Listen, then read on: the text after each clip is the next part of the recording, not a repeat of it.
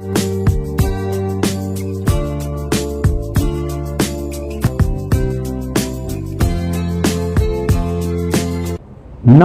सदावत सले मातृभूमि। हम लोग जिस विषय पर आज डिस्कशन करने वाले हैं वो विषय योगी आदित्यनाथ जी का है और मैं समझता हूं कि इन विषयों पर, बाकी मैं योगी आदित्यनाथ जी का बहुत बड़ा फैन हूं या नहीं हूं, ये विषय नहीं है। विषय ये है कि कुछ सब्जेक्ट ऐसे होते हैं जिसमें बाबा का स्टाइल अलग है। खास तौर से मैं समझता हूं कि अगर किसी को उत्तर प्रदेश के विषय में जानना या कहीं के विषय में जानना तो उसको सबसे पहला लॉ एंड ऑर्डर चाहिए होता है। लॉ एंड ऑर्डर के अलावा बाकी जो चल रहा है, करप्शन जैसा भी है, अच्छा है खराब है, वो सब व्यक्ति बर्दाश्त कर लेता है, लेकिन उसकी जान पर जब बनती है, लॉ एंड ऑर्डर के विषय में बनती है, तो उसको समस्या होती है। अब ये तो हम जानते ही हैं कि पार्टीशन के बाद, यानी कि पाकिस्तान बनने के बाद हिंदुस्तान में मुसलमान रोका गया था और वो सिर्फ इसलिए रोका गया था कि हिंदुस्तान को दारुल इस्लाम बनाना है, हिंदुस्तान को कब्जा करना है। उसके उद्देश्य से उन्होंने 2-3 बार प्रयास भी किए। 47 में ही आधा जम्मू कश्मीर कब्जा कर लिया, फिर 62 की लड़ाई के बाद 65 में उन्होंने लड़ाई कर ली, फिर 71 में लड़ाई हो गई, फिर उन्होंने इनडायरेक्ट वे में कारगिल कर लिया और फिर आतंक भेजना शुरू किया।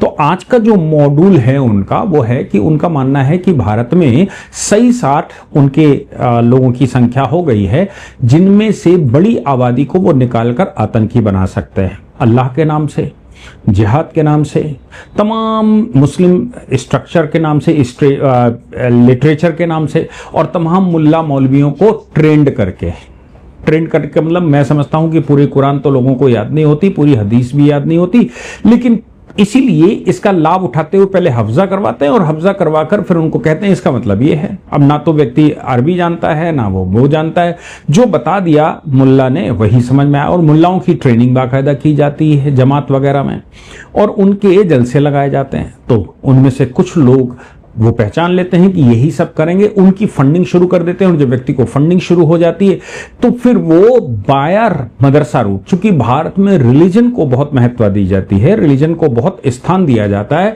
और कॉन्स्टिट्यूशनली भी रिलीजन भारत में प्रिवेल करता है। इसलिए इस पूरे विषय पर योगी आदित्यनाथ जी ने कुछ स्टेप लेने शुरू करे जिसके खिलाफ ऑनरेबल हाई कोर्ट में कुछ मदरसे और कुछ एसोसिएशंस गए थे और उस डिसीजन में ऑनरेबल हाई कोर्ट ने भी योगी आदित्यनाथ जी के डिसीजन को यह कहा है कि ना तो ये डिसीजन टेरिफाई कर रहा है, ना ही आपको अपराधी घोषित कर रहा है, ना ही आपको का कुछ बिगाड़ रहा है। ये तो इन्वेस्टिगेशन है। वो इन्वेस्टिगेशन अगर करना चाहते हैं मदरसों की और वो मदरसों से कुछ जानकारी चाहते हैं तो आपको दे देना चाहिए। ये एक नेशनल सिक्योरिटी का मामला है। अब आप समझिए कि ये जो विषय है, इस विषय पर हम अगर ये कहें कि 4000 मदरसे उत्तर प्रदेश में, 4000 मदरसों के ऊपर जो अनएडेड मदरसे हैं, एडेड मदरसे का मतलब होता है जिसपे सरकार फंडिंग करती है तो सरकार के पास पूरा कंट्रोल भी रहता है और अब वहां तो सीसीटीवी और ये सब लगा दिए गए, लेकिन 4000 मदरसे चिन्हित किए गए हैं। उन 4000 मदरसों पे एंटी टेरर स्क्वाड, जिसको एटीएस उत्तर प्रदेश में कहा जाता है, एटीएस बिठा दिया गया है और एटीएस अब उस पर इन्वेस्टिगेशन करना शुरू करा। ऑनरेबल हाई कोर्ट ने भी इससे पहले भी मैटर हाई कोर्ट में गए हैं तो हाई कोर्ट ने पहले भी ये कहा है कि भाई देखो ऐसा है कि ये सारा का सारा जो मामला रहता है, इस मामले में इन्वेस्टिगेशन करने में कोई बुराई नहीं है और इस पर ट्रांसपेरेंसी होती है। अगर आपको कोई समस्या बाद में आती है तो हमारे पास आई, जब तक आपको समस्या नहीं है तब तक इन्वेस्टिगेशन एटीएस करता है, उससे क्या समस्या। अब उत्तर प्रदेश सरकार ने ये कैसे स्टेप बाय स्टेप किया कि ऊधम भी ना बचे, क्योंकि सीएए पर जब एनआरसी की बात कही गई तो देश भर में धरने प्रदर्शन हो गए, अब बवाल करना शुरू कर दिया। उत्तर प्रदेश सरकार ने एक टैक्टिक अपनाई। पहले तो उन्होंने डिस्ट्रिक्ट मैजिस्ट्रेट से कहा फिजिकल वेरिफिकेशन करिए डिस्ट्रिक्ट पर सभी मदरसों का। ऐसे अब जो फिजिकल वेरिफिकेशन हुआ उनमें 8000 प्लस, यानी कि 8000 से ऊपर अनरिकॉग्नाइज्ड इंस्टीट्यूशन की इन्वेस्टिगेशन हुई। आपको याद होगा उत्तर प्रदेश सरकार ने यह कहा था कि भाई हम मदरसों पर इन्वेस्टिगेशन करेंगे और ये पता करेंगे कि कितने मदरसे हैं, कितने लीगल हैं, कितने इलीगल हैं, कितने वैध हैं, कितने अवैध हैं, कितने मान्यता प्राप्त हैं, कितने बिना मान्यता प्राप्त हैं।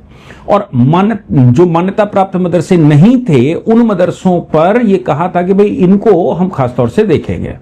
क्योंकि आपको रिकॉग्निशन तो लेनी ही पड़ेगी। मदरसा बोर्ड है उत्तर प्रदेश में, मुलायम सिंह जी बना गए, तो मदरसा बोर्ड से आपको रिकॉग्निशन लेनी पड़ेगी। बिना रिकॉग्निशन के कैसे चलेंगे? इस पर बड़ा बवाल हुआ था, हाईकोर्ट मामला गया था, हाईकोर्ट ने उस पर स्टे कर दिया था कि भाई अगर कोई अपने फंड से कोई कोचिंग टाइप की चलाना चाहता है, कोई मदरसा चलाना चाहता है, तो आपको क्या समस्या है। उत्तर प्रदेश सरकार ने कहा था कि हम इस मदरसे की किसी भी डिग्री को रिकॉग्नाइज नहीं करेंगे, आप मत करिए।